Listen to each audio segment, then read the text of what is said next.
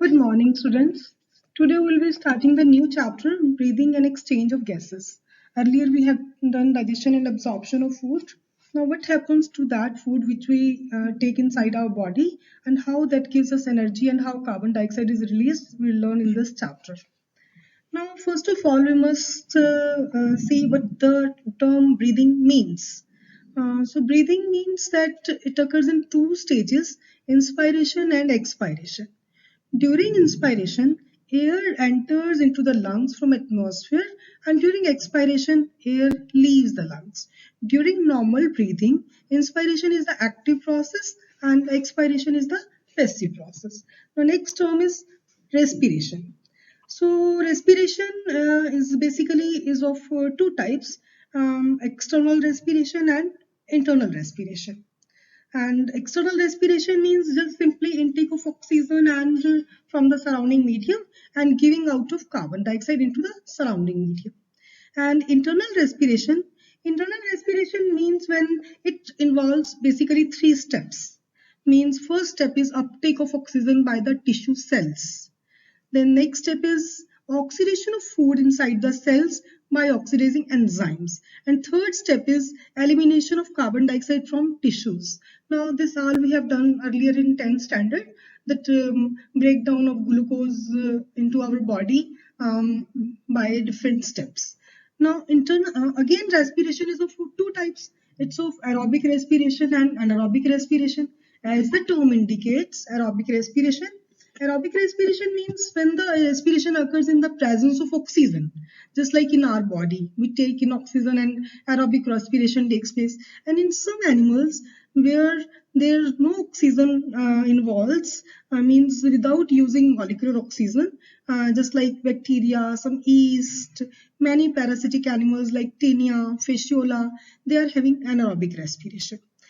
Anaerobic respiration in microorganisms, the term fermentation is more commonly used in the place of anaerobic respiration. Just like in our body, when anaerobic respiration takes place, when sufficient amount of oxygen doesn't reach our muscles, then our muscles lead to anaerobic respiration and lactic acid is formed, and that causes cramps in our muscles.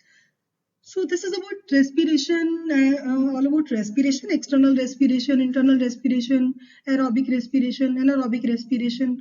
Now we'll study about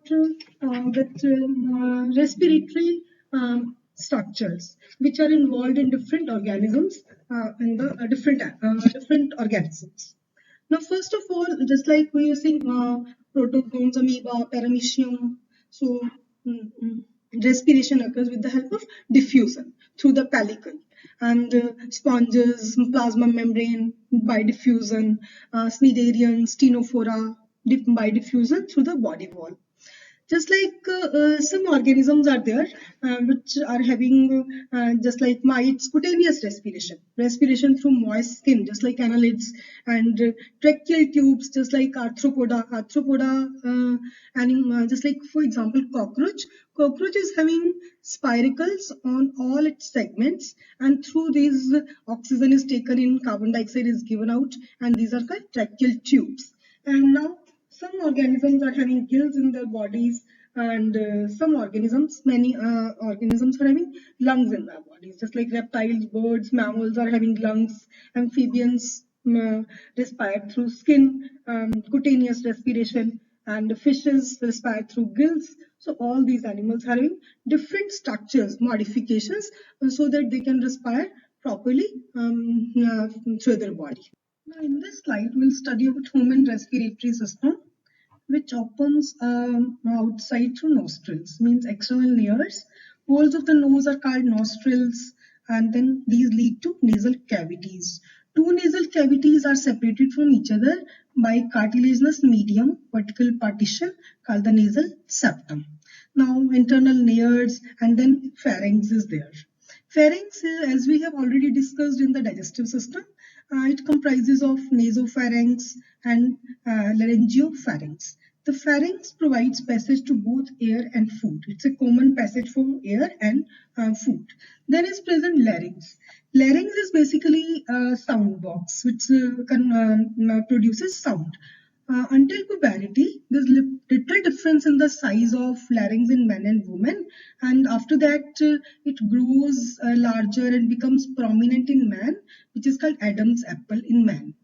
So then after this, larynx has a part glottis. The pharynx open into larynx by a slit-like opening called glottis. And then this epiglottis is present. Epiglottis is basically leaf-like cartilage, leaf-shaped cartilage, which projects into the pharynx. It is made up of elastic cartilage. During swallowing, the epiglottis closes the glottis to check the entry of food into it. It means when we swallow, then epiglottis closes the pharynx so that food doesn't go inside our lungs. The next to it is trachea. Trachea is basically called windpipe. The larynx leads into long tube trachea, windpipe bearing rings of hyaline cartilage which are incomplete posteriorly, means incomplete cartilaginous rings so that our windpipe don't collapse. These cartilage rings support the walls of the trachea and prevent its collapse during inspiration. Now, these trachea are given out into bronchioles, and then primary bronchiole, secondary bronchiole, and tertiary bronchiole.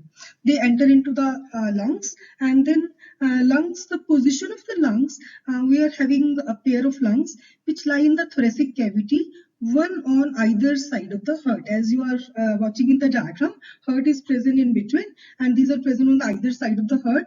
The thoracic cavity is enclosed behind by thoracic vertebrae, literally by the ribs and in front of the sternum. Now in the diagram you are watching cut end of the ribs. Ribs means ribs are you are watching, and below is the thoracic cavity is enclosed below by the diaphragm. Diaphragm is the muscle which encloses the thoracic cavity. Now inside the lungs, there are many these trachea which divides into bronchus, primary bronchus, secondary bronchus, and tertiary bronchus, and these are given out into balloon-like structures which are called alveoli, and these alveoli are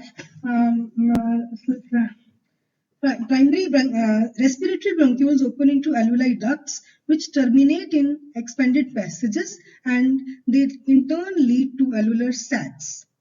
These later open into alveoli. There are 300 million of alveoli in two lungs. And the alveoli are made up of squamous epithelium. Squamous epithelium is the finest membrane through which exchange of gases can take place. Means oxygen from the atmosphere which we inhale goes inside.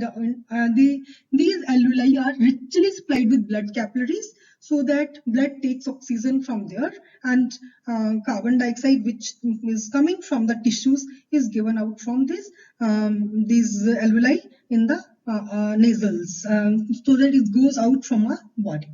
So this is all about the structure, and now next we'll study about the functions of respiration. So in this slide, you're watching respiration involves following steps. First step is breathing or pulmonary ventilation, by which atmospheric air is taken in and carbon dioxide rich alveolar air is released out.